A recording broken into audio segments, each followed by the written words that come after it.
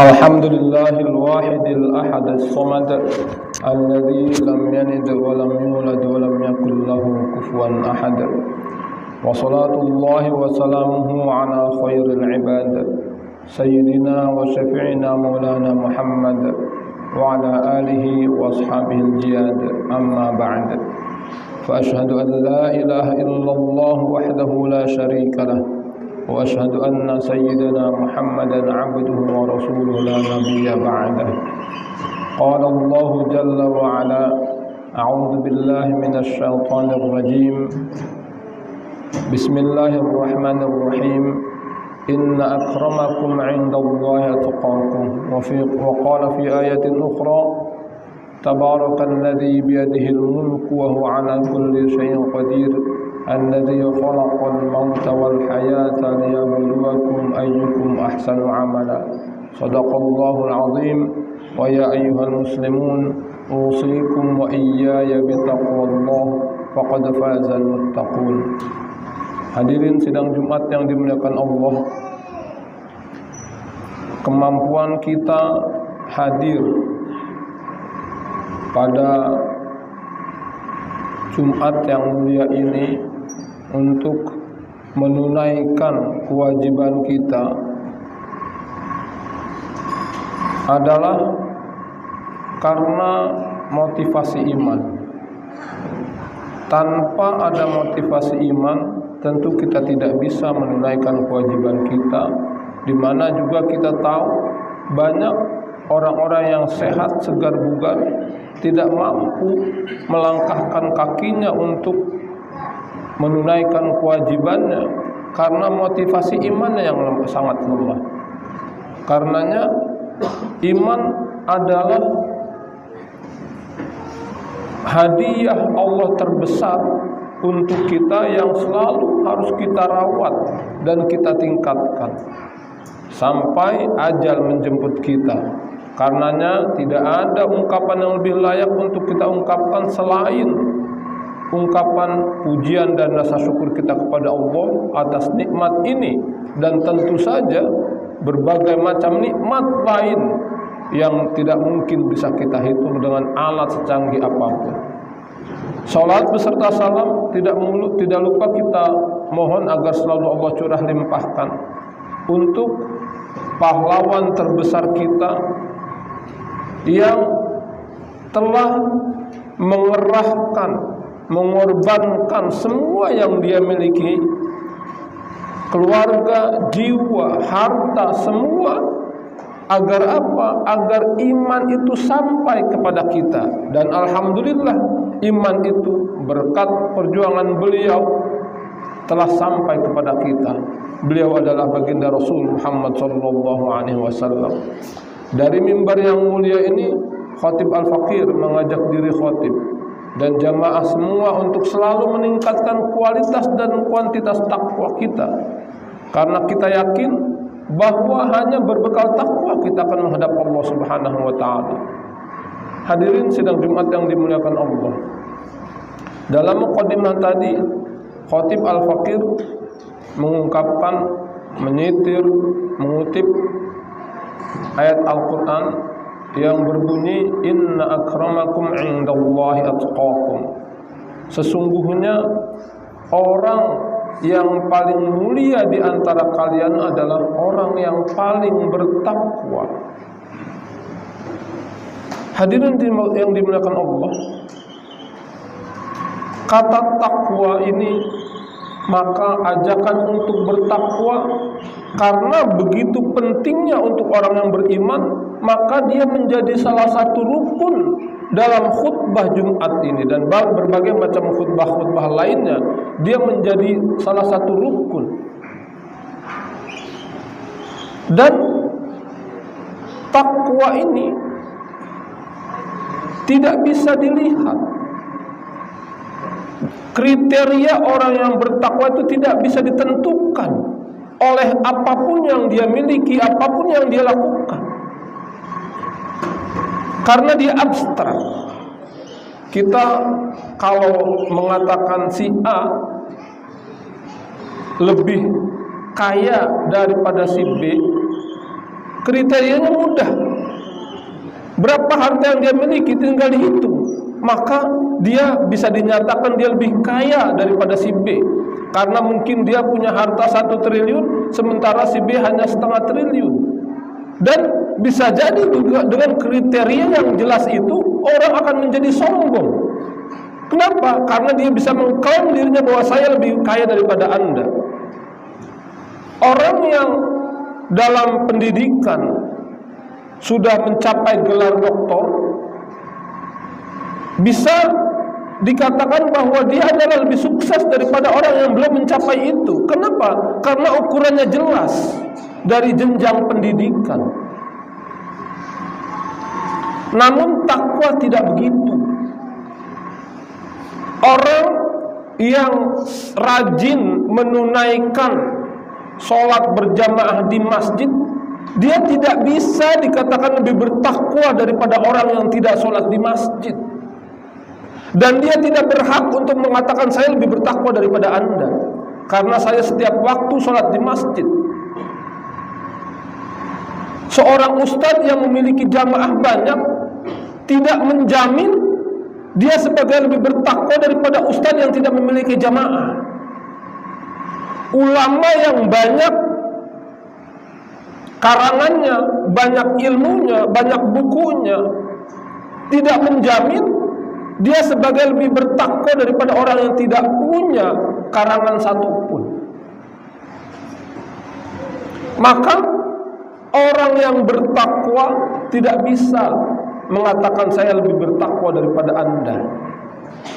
Semua itu rajin ke masjid, rajin mengaji, rajin ke majelis taklim, itu semua adalah indikator sebagai tanda dia ada sebagai orang yang bertakwa, dan itu harus dilalui karena itu tanda indikator bahwa dia adalah salah satu hamba yang bertakwa.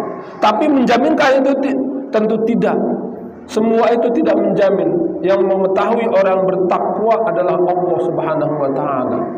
Maka ketika seorang mengatakan merasa lebih bertakwa daripada yang lain karena dia lebih rajin ibadahnya, karena dia lebih banyak sedekahnya, tentu itu menandakan bahwa dia bukan orang bertakwa. Ada proses untuk bertakwa yang tadi dalam Khatib Al-Fakir juga mengutip dalam surat Al-Mulk. Alladzi liyabluwakum ayyukum alladzi khalaqal mauta wal hayata liyabluwakum ayyukum ahsanu amala. Allah yang menciptakan hidup dan mati untuk apa? Untuk menguji siapa di antara kalian yang lebih baik amalnya. Allah tidak mengatakan lebih banyak amalnya, tapi lebih baik amalnya. Apa konsekuensi dari lebih baik amalnya? Konsekuensinya semua yang kita lakukan harus berdasarkan ilmu. Sebab orang yang melakukan, mungkin orang banyak membaca Al-Quran, bisa jadi seminggu khatam Al-Quran, tapi tanpa ilmu akan berantakan. Orang yang banyak sholat, bahkan tidak hanya sekedar sholat wajib, sholat sunnah dia lakukan, tapi kalau tanpa ilmu maka akan sia-sia. Maka konsekuensi bahwa amal kita baik adalah harus didasarkan dengan ilmu. Membaca Al-Quran, jangan anggap diri kita sudah sangat betul. Oh, saya sudah di pesantren 6 tahun belajar, sudah selesai belajar baca Al-Quran. Tidak. Oh, sholat seperti itu saja. Oh, mengenal Allah, ma'rifatullah hanya seperti itu. Semua harus didasarkan dengan ilmu. Tauhid, kita mengesahkan Allah harus berdasarkan ilmu. Kita sholat harus berdasarkan ilmu. Kita sedekah harus berdasarkan ilmu. Maka semua itu adalah perangkat kita untuk menuju hamba-hamba Allah yang bertakwa. Ada ilmu tentang Allah, ilmu tentang hati, ilmu tentang ibadah. Maka semua itu harus didasarkan ilmu, karena yang dituju adalah liyabluwakum ayyukum ahsanu amala. Agar Allah untuk menguji siapa di antara kalian yang lebih baik amalnya. Saya ulangi bahwa lebih baik amalnya itu harus berdasarkan ilmu. Maka Syekh Ibn Ruslan dalam Zubatnya mengatakan, wa kullu man bi ghairi ilmin ya'malu a'maluhu mardudatun la tuqbalu. Siapa saja yang melakukan apapun, apalagi ibadah, baik tadi tauhid, mengesahkan Allah, sholat dan kewajiban-kewajiban lainnya, jika tidak didasarkan dengan ilmu, a'maluhu mardudatun la tuqbalu, maka semua akan sia-sia, tidak bisa diterima oleh Allah Subhanahu wa taala. Hadirin yang dimuliakan Allah, tentu saja dalam kesempatan yang sangat singkat ini, Khatib Al-Fakir hanya ingin mengingatkan kita bangga bahwa Islam diawali dengan ayat Iqra. Wahyu Allah yang pertama turun adalah Iqra, bacalah. Maka tidak salah ini berbanding lurus dengan ayat-ayat lain bahwa kata-kata Iqra, belajarlah, bacalah, itu adalah gerbang, pintu gerbang kita menjadi hamba-hamba Allah yang bertakwa. Dan jangan pernah selesai belajar, jangan anggap diri kita sudah selesai belajar ibadah, jangan. Karena kalau kita ibadah tanpa ilmu, semua yang kita lakukan akan sia-sia. Dan jangan pernah malu dengan umur untuk belajar. Kenapa? Karena yang kita cari adalah ridho Allah Subhanahu wa taala. Hadirin sidang Jumat yang dimuliakan Allah, mudah-mudahan khutbah yang sangat singkat dan sederhana ini bermanfaat untuk kita sebagai trigger, sebagai pemicu agar kita tetap setua apapun kita, sekaya apapun kita, tetap ilmu adalah yang utama untuk menuju Allah, untuk menjadi hamba-hamba Allah yang bertakwa. Aqulu qawli hadza wa astaghfirullah li wa lakum wa lisairil muslimin wal muslimat fastaghfiruh innahu huwal ghafurur rahim. Allahumma shalli ala sayyidina Muhammad wa ala ali sayyidina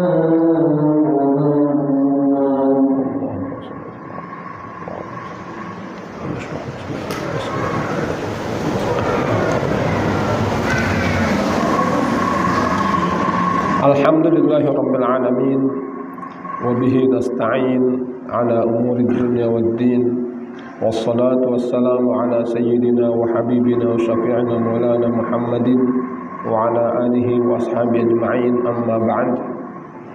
Faqala Allah jalla wa ala mukhbiran wa amira, a'udzu billahi minasy syaithanir rajim, inna Allaha wa malaikatahu yusalluna 'alan nabi ya ayyuhalladzina amanu sallu 'alaihi wa sallimu taslima.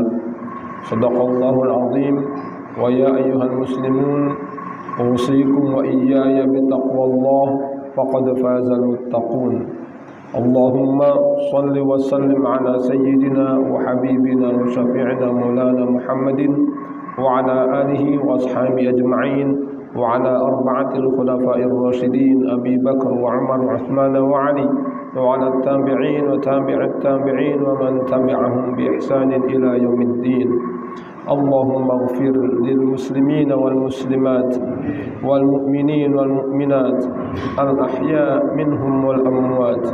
Ya Allah, ya Tuhan kami, hanya kepada Engkau kami menyembah dan memohon pertolongan ya Allah. Hanya kepada Engkau kami serahkan semua urusan kami ya Allah. Ilahana anta maqsuduna wa ridhaka matlubuna. Ya Allah, Engkaulah tujuan hidup kami ya Allah, dan ridhamulah dambaan kami ya Allah. A'tina mahabbatak wa ma'rifatak. Ya Allah, berikan rasa cinta kami kepada Engkau dan berikan kami ma'rifat kepada Engkau ya Allah. Ya Allah, jadikanlah kami termasuk hamba-hamba-Mu yang semakin bertambah umur kami ya Allah, semakin bertambah dekat pula dengan Engkau ya Allah. Ya Allah, semua yang kami lakukan ya Allah, semua akan sia-sia kecuali Engkau ridhoi ya Allah. Rabbana Allahumma izzal Islam wal muslimin وانصر إخواننا المسلمين في فلسطين وثبت إيمانهم وارزقهم الصبر والسلوان وشتت قوة أعدائنا من الصهاينة ومن معهم ودمرهم تدميرا. Ya Allah, ya Tuhan kami, berikan kemenangan kepada saudara-saudara kami yang berjihad di Palestina, ya Allah. Ya Allah, luluh lantakkan kekuatan Zionis dan sekutu-sekutunya, ya Allah. Hancurkan mereka, ya Allah. Rabbana atina fid dunya hasanah wa fil akhirati hasanah wa qina adzaban nar. Ibadallah, innallaha ya'muru bil 'adli wal ihsan wa ita'i dzil qurba wa yanha 'anil fahsya'i wal munkari wal baghi ya'idukum la'allakum tadhakkarun. Fadhkurullaha al-'azima yadhkurukum washkuruhu 'ala ni'amihi yazidkum wa la dzikrullahi akbar.